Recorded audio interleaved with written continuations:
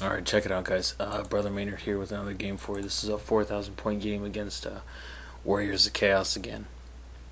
Alright, I'm using pretty much the same list as last time, just with a couple of minor tweaks.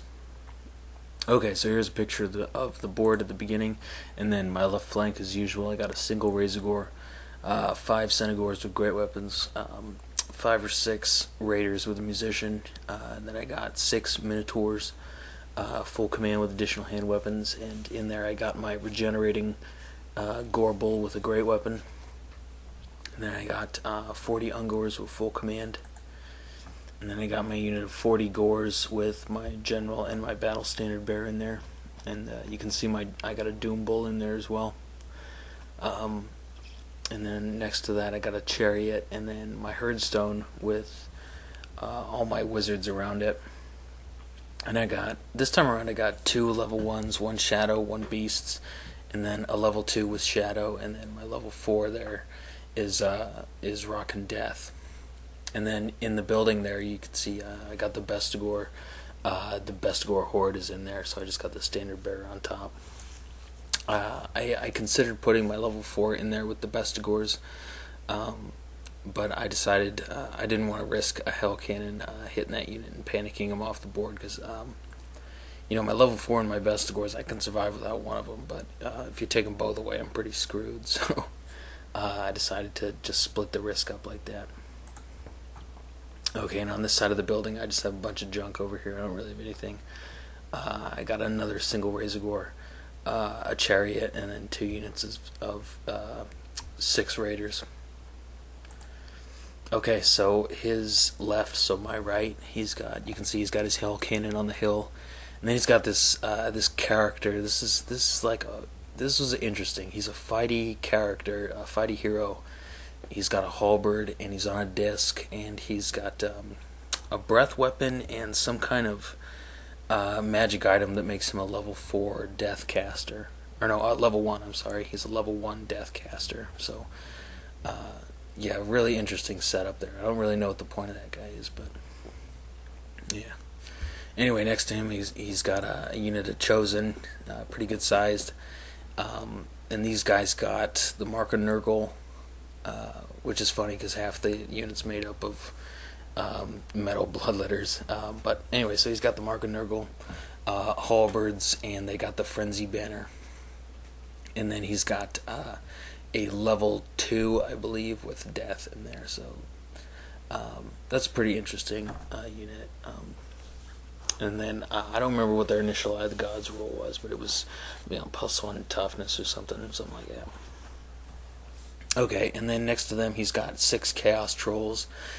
These guys are pretty nasty. They get to roll on their little god chart every time they make 2 regen saves. So yeah, fighting those guys without flaming attacks really sucks. Behind them he's got a War Shrine, and then here in the middle he's got 40 Sword and Board Tzeentch warriors. Yeah, that unit's just a tank. That thing is almost impossible to kill. And in there he's got his battle standard bearer, a level 4 who's rocking Shadow, and then a level 2 who's using Tzeentch magic, and he's got a spell familiar, so he has 3 spells, and one of them's Pandemonium. I don't remember what the other 2 are, but yeah, the only one I'm scared of is Pandemonium. That spell sucks. Alright, and then next to that he's got 45 Khorne Marauders with great weapons. So yeah, it's a tricky unit. It's a pretty big unit there. And then behind them he's got a War Shrine, and then next to them he's got the Wailing Banner Chosen with the Favor of the Gods item. And they got the Mark of Khorne and additional hand weapons and Festus, so they're throwing out a ton of poison attacks, and they got a 5-up regen, so that unit is just ridiculously nasty. And then you can see he's got another Hell Cannon on the hill there, so yeah, it's a pretty tough fight ahead of the Beastmen. Anyway, so I roll up the first turn, and as you can see, I just kind of swing my left flank out like this. I move everybody up, but not too fast. I wanted to get into combat because I really don't like his shooting phases, but I want to take my time and kind of set some stuff up first. So this is how the the left looks. Yep, best scores, keeping the best scores in the building. I'm hoping to just, I'm going to spend the first round of his first shooting phase in the building to keep him from taking too much damage, and then all the chaff over here just kind of move up. I don't remember what kind of forest the Razorgore's in, but it's nothing really of consequence. So yeah, everybody else just moves up. Magic, I really didn't get anything through. I think, I dropped the movement for both of his chosen units. Okay, so here's his movement. As you can see, an unprecedented tactical maneuver for the Chaos Warriors. They just advance, so I didn't see that coming, so kind of tricky. Yeah, and here's just another picture of his left side, and magic-wise, I don't think he got anything through. I think for my opponent's first 3 or 4 magic phases, he ends up rolling 4 every time he gets a 3 and a 1, so I'll have 3 dispel dice, and he's got 4 casting dice, so he doesn't get really a whole lot through at the beginning of the game. Yeah, so there you go. And then shooting. He drops his first template onto my general's unit, and yeah, he's trying to panic them off just like last time, but obviously the Doom Bull being in there gives them frenzy, so they're immune to panic, so he just kills a couple of gores, so that's nice. And I forgot to mention that he moves this kind of disc character over here like this, so like I said, I don't really know what the point of that guy is, but I'm interested to see what my opponent does with him.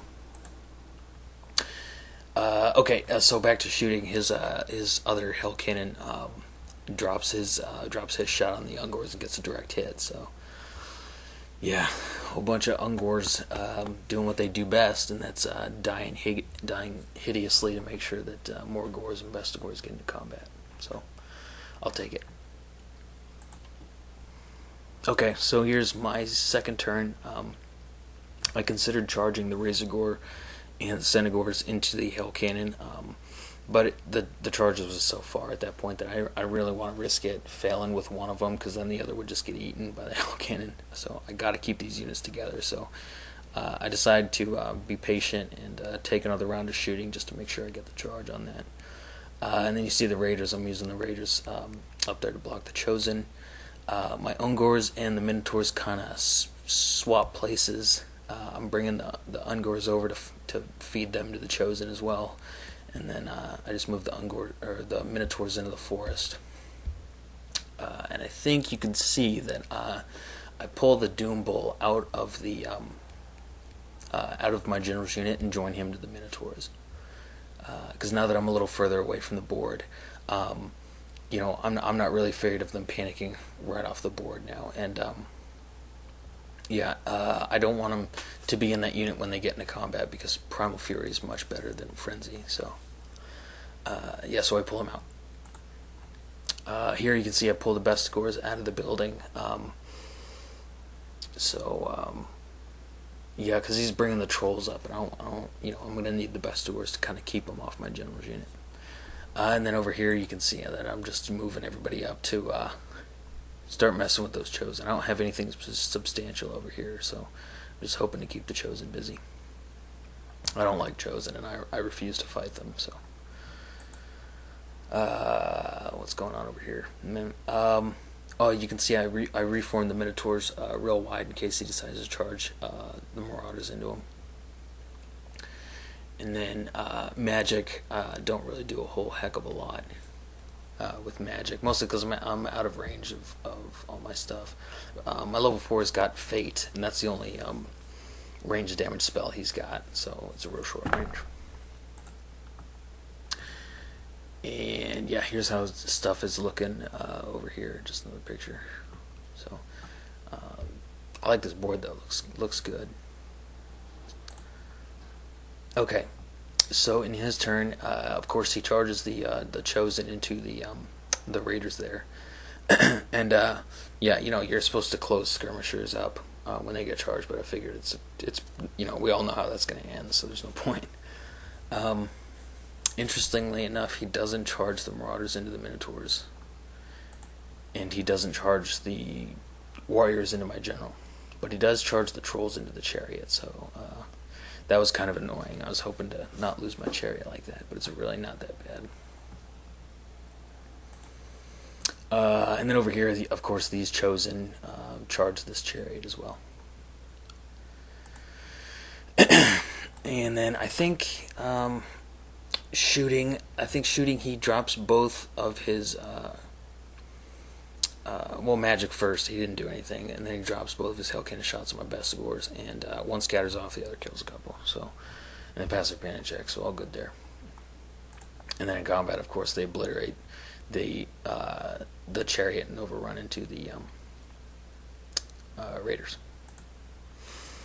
And over here, the Trolls kill the Chariot as well, and then it turns out that most of their front rank was in my front arc, so they overrun and into the Bestigors, and they're actually, they're a little farther right than they technically should be, but so this is kind of sloppy, but I don't think it's a real big deal. Okay, and then naturally these guys killed the Raiders that they were going for, or that they had just charged. And so in my turn, this picture was taken in my turn, I charged the Senegors and the Razorgore into the Hell Cannon, and then I take the Ungors into the flank of the Chosen. And the reason why I did that is because, Festus being in there makes them, they have to pursue because they're frenzied, and with Festus in there, they can only pursue D6 inches, kind of like Minotaurs. So, so to just feeding them Ungors. Yep, and then you can see I got my Minotaurs into the big unit of Marauders, so that's going to be a lot of fun. And then my General, I needed something like a 7 or something to get into the his General's unit, but I didn't get it, so that sucks. So I gotta take another round of shooting with them. And then I just take the Pig into the flank of the Trolls here to just get some, he's bringing strength 6, a couple strength 6 attacks into the fight, and some extra combat res, so that'll be nice.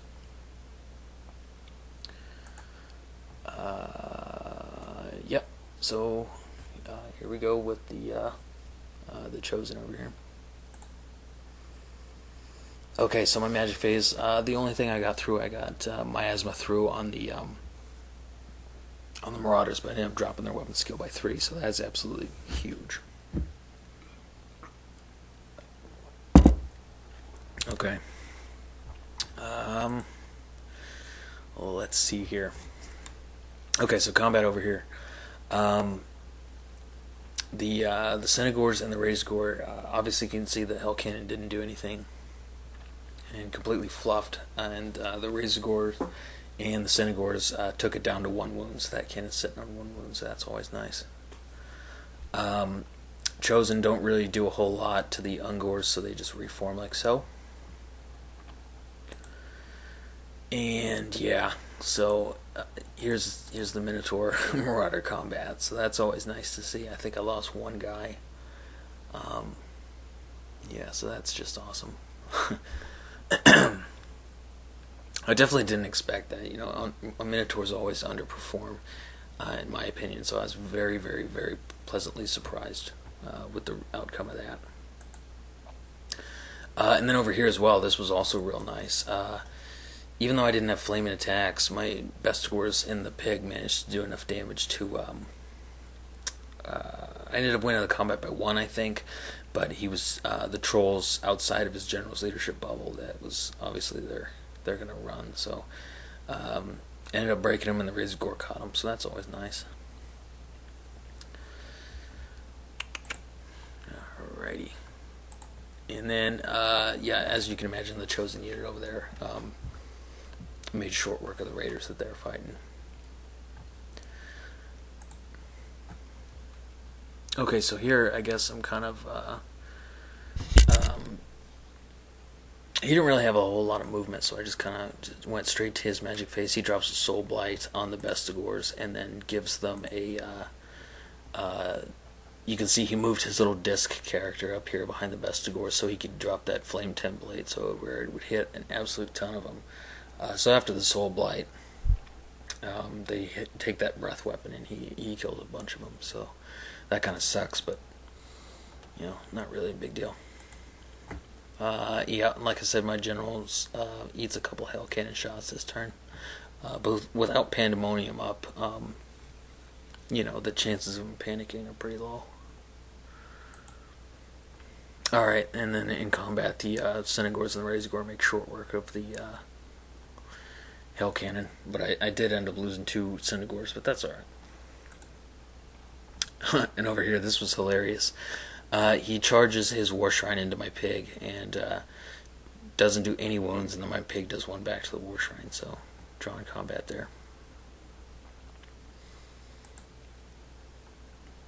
Okay, so in my next turn,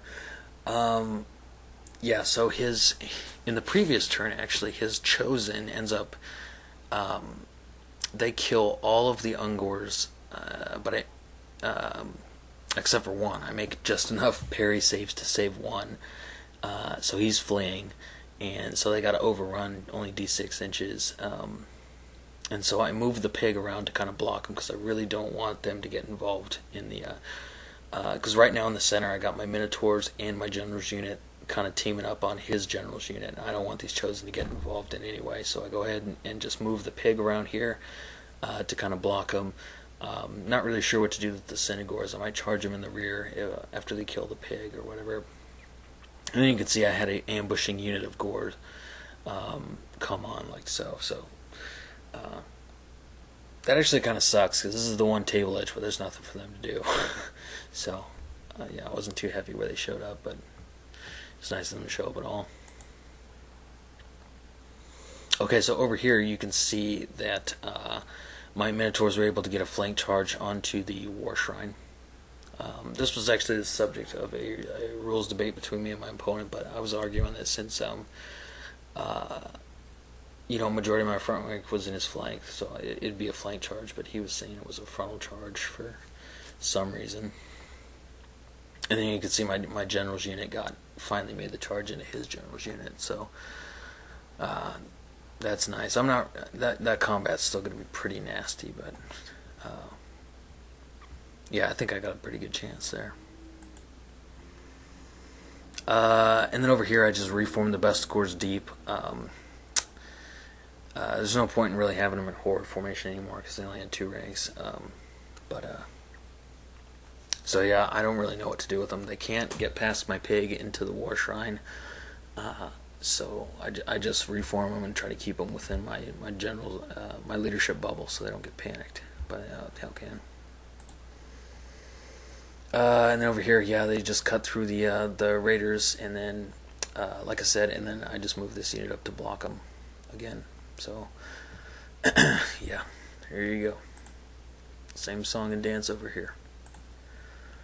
Yeah, I don't know what I'm showing here. Okay, so the combat, right? My Minotaurs end up,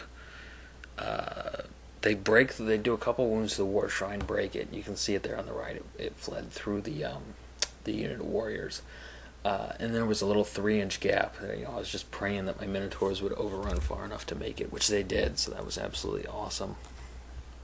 So they come into this fight and yeah, just start chopping warriors up, so that was absolutely awesome. I'm using the round bases over there as kind of tokens to count the number of combats they win, so they're up to this is at the end of my turn, so they're up to 3-1 combat phases now, so that's good. And then let's see what else.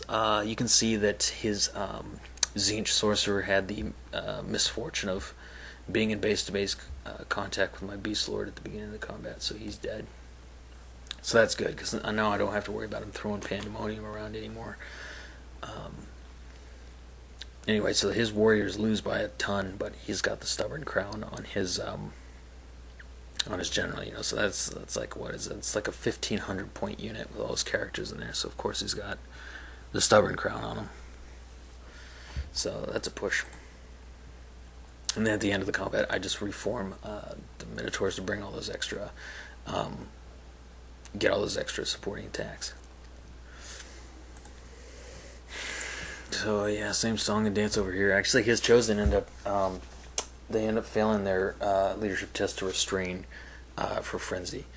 I think he was going to just reform him, march him back the other way, but they ended up failing the leadership test and charging the Ungors. So that's just really can't work out any better for me. Okay, so up here he just takes his disc character into my pig,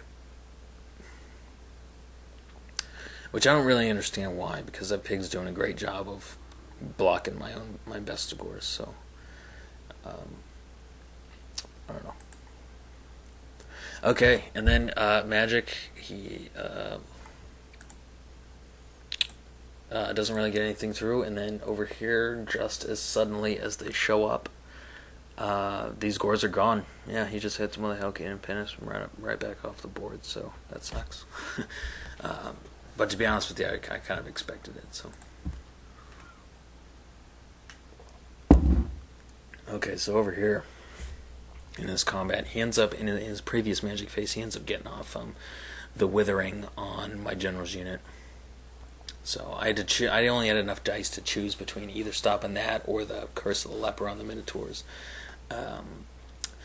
So I decided to let the Withering through and stop the Curse, because that would really tone down the killing power that my Minotaurs are putting out. I really can't.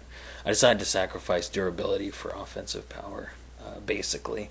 And so I don't know if that was actually a good decision, though, because now at the end of the round of combat, my Beast Lord and my Battle Standard Bearer are both sitting on 1 wound. And I don't believe I mentioned it, but I did end up putting my level 4 into the Gore unit at some point before they charged. I don't remember what point, though. I did end up doing it, though, because he's got the Stubborn Crown, and I thought I'd really need it for this fight.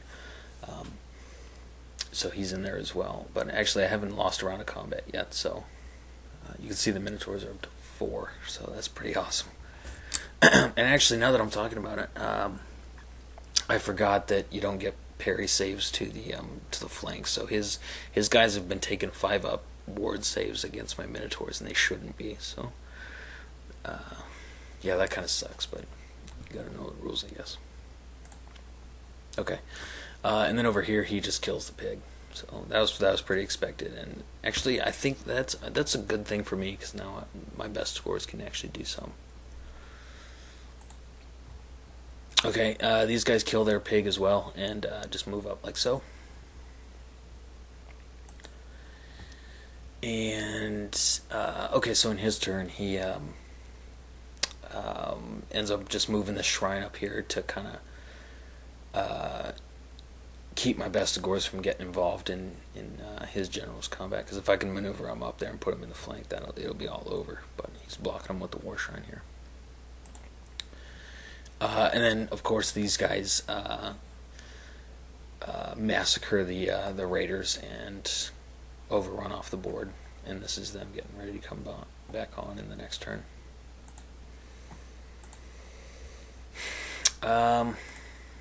Let's see here. Okay. Alright, so this is in my next turn. So, okay, so I just kind of move the Centaurs up here into the woods, because I don't really know what to do with them.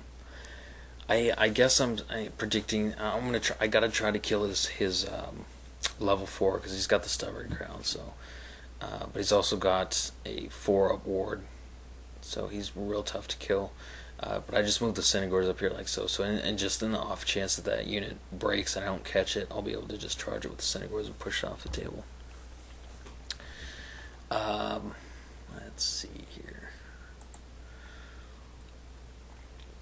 And then, okay, and then in my Magic phase, I end up throwing everything I got at the Withering and stopping that. And I think I might have miasma down the Warrior's weapon skill, only by 1, but that changes him from hitting me on 3s to hitting on 4s, so that's good. And then also in this Magic phase, my level 4, I got to cast Doom and Darkness on that unit, because if I don't kill his level 4, I need to break that unit, because the Chosen are going to be in the fight next turn, and that will change everything. So I throw 4 dice at Doom and Darkness, and yeah, double 6s comes up. He can't stop it. So he uses the Infernal Puppet to take my level 4 down to level 1. So that really sucks. But yeah, like I said, Doom and Darkness on that unit is basically a death sentence. So here's the end of the combat. Yeah, Minotaurs up to 5 attack or 5 rounds of combat. So they have 10 attacks each. Yeah, so that's just awesome. My general's unit ended up catching the warriors when they broke. I ended up killing the level 4, and they lost the round of combat pretty well. So obviously they broke, and I overrun into the war shrine here. And then you see my Bestigors. I didn't take pictures of that, I'm sorry, but my Bestigors ended up charging the war shrine that he tried to block them with. They broke it, ran it down as well, and then they're into the flank of this war shrine here. So yeah, things are looking pretty good for the Beastmen at this point, except I gotta do something about that chosen unit, because my general's unit is, I've only got 10 gores. My general's on 1 wound, my battle standard's on 1 wound, so if he can get the chosen into this fight, if he can make that charge, he'll be able to clean that unit right up, and that's about, I want to say 1,100 victory points or so tied up in that unit that's now hanging by a thread, so very, very dangerous.